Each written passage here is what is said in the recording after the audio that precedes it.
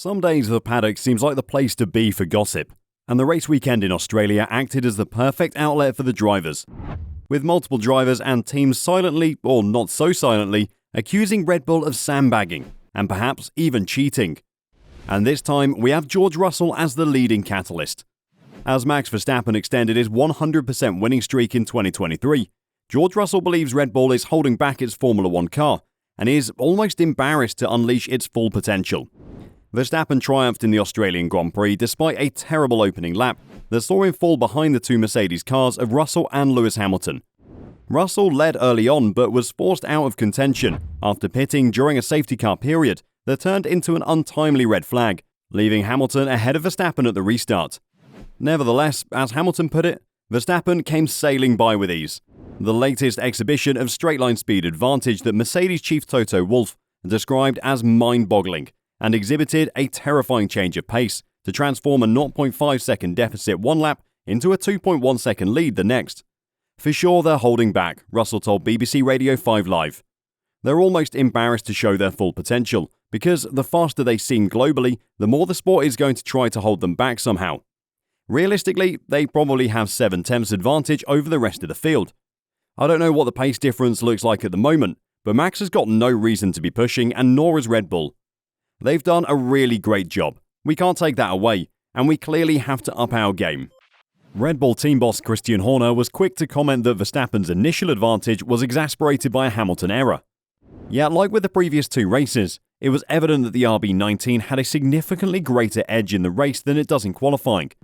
There were several indications of this in Melbourne, when Verstappen had just qualified on pole by a few tenths of a second. His unusually conservative opening lap, for example, was partly as a result of knowing losing 1 or 2 spots was not the end of the world, because I knew that we had a quicker car, as Verstappen himself said after the race.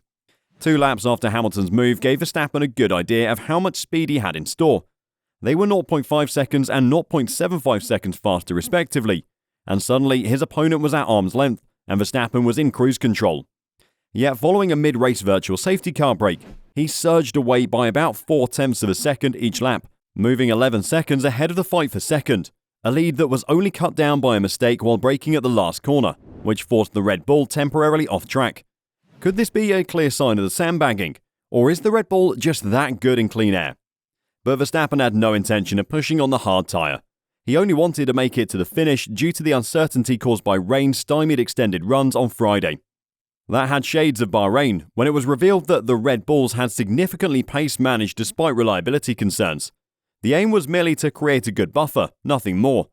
But Australia felt the same, so there were some people quick to point out that Red Bull might be holding back. Horner, on the other hand, had no patience for Russell's sandbagging proposals. That's very generous of him, Horner countered. He'd know too well from his team about those kinds of advantages. There's always an element of management that goes on in any race. Because it was a one-stop and a very early one-stop race, of course there was an element of tyre management going on. Red Bull's car is clearly geared on the race rather than qualifying. This could be one of several factors contributing to the advantage seen on Sundays, including energy deployment, tyre usage, rivals struggling in dirty air, and perhaps even the Red Bulls holding back from time to time. Horner cited Sergio Perez's attempts to push his way through the field following a qualifying collision and a pit lane start as proof that the RB19 did not have as large an advantage as claimed. Checo wasn't hanging about, and he wasn't holding back 7/10ths a lap just because he didn't want to show it, said Horner. Perez was plainly constrained by the realities of starting so far back on a circuit that, even with an advantage like Red Bull's, is difficult to overtake on, and that compresses the field since it is a short lap with few real corners. Nevertheless, even in clear air, Perez looked to take longer than anticipated to make progress, with Perez taking 19 laps mid-race to close the distance to Lando Norris and pass the McLaren. Yet Perez was also clearly uncomfortable in the RB19 throughout the weekend, and it seems that his performance was just much below what the car was capable of. And even on a bad weekend, he was able to capitalise and come in as 5th, but he was helped by all the chaos on the track. Without this, Perez would have finished a couple of places lower. So Russell's comments seemed like a minor call to get the FIA to look into the RB19. After all, it is really that fast, and there is something going on, it should be penalised, like always. But to return to Russell's argument, it wouldn't be the first time in F1 history that a team has been afraid of revealing how far ahead it is. And this is exactly what Max Verstappen has done to stop the gossip. Just like Mercedes admitted to doing so in 2014, fearing a total overreaction to its performance at the start of the new guidelines, and some compulsory improvements as a consequence. It was hardly an illogical response, particularly given that it's not uncommon for F1 stakeholders to tweak the regulations in order to break dominance. So it would not be surprising if Red Bull were being cautious to some extent. But it is unlikely that Red Bull is embarrassed to exhibit its entire performance.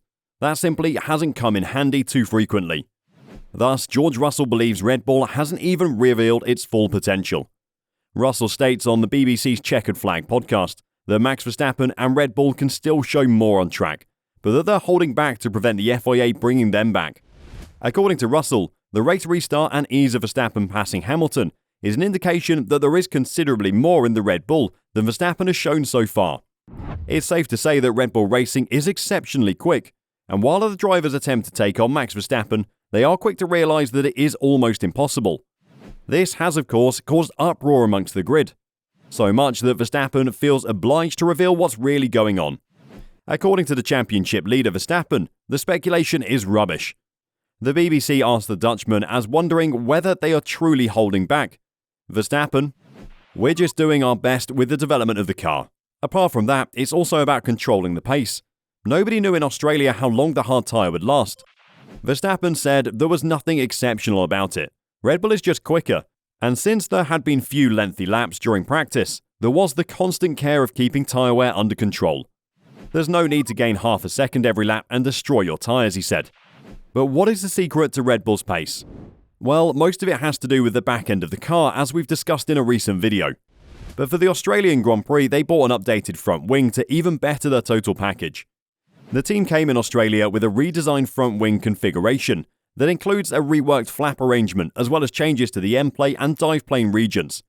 This was done to assist balance the car with the numerous rear wing options available. The top and middle sections of the end plate are now more cambered, exposing more of the dive plane to the approaching flow. This most certainly improves the outwash effect as well, which is another reason why it has to work on a trade-off that sees it load the inner section of the wing, or at least more than it has with its prior wing designs. The new flaps, which are the two highest parts of the wing, must be different in the center of their span for this trade-off to function. There is more chord on the inboard end, and greater camber all the way to the outboard adjuster. Red Bull's efforts are not confined to the front wing, as modifications were made to the rear brake duct to boost cooling while also optimizing how the local flow moves around that section of the car.